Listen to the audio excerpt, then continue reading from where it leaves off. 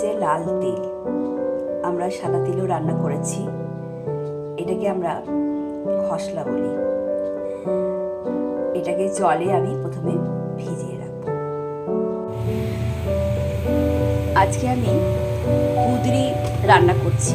এটাকে অনেকে কেন্দুলি বলে, হিন্দিতে আবার কুন্দরি বলে। তো কড়াই তেল দিয়েছি, এবার আমি কুঁদরিটা ছাড়বো। নুন মাখানো আছে আমার।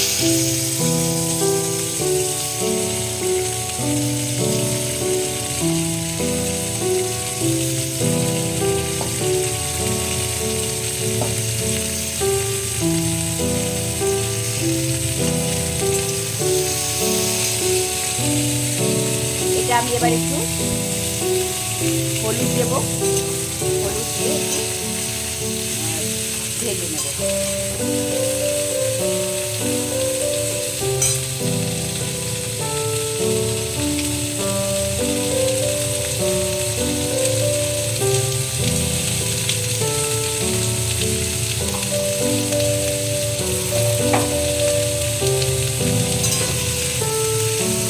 হলুদ দিয়ে একটু ভাজা ভাজা করে নেবো, আর সেদ্ধ করার জন্য একটু চাপা দিয়ে দেবো।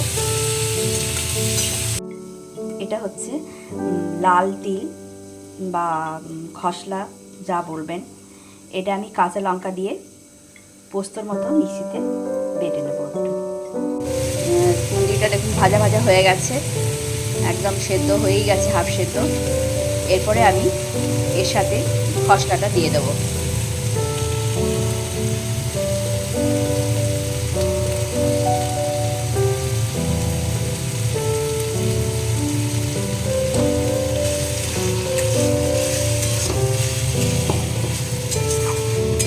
এবার এটার সাথে এটা একদম ভাজা ভাজা হবে, একদম শুকিয়ে যাবে আর ভাজা ভাজা হবে।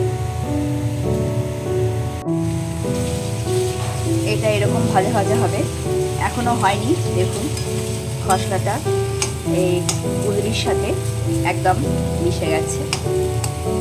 আরেকটু হবে, আরেকটু ভাজা ভাজা হবে, শুকনো হয়ে যাবে একদম, একদম এটা শুকিয়ে যাবে জলটা।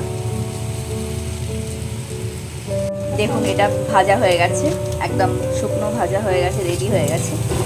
এটা আপনারা সাদা তিল দিয়েও করে দেখতে পারেন, কিন্তু এই যে লাল তিল যেটা বললাম, এটা স্বাদটা অনেকটাই আলাদা।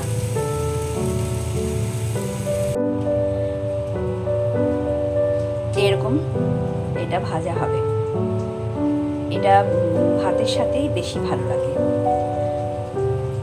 দেখবেন আপনারা বানিয়ে খেয়ে।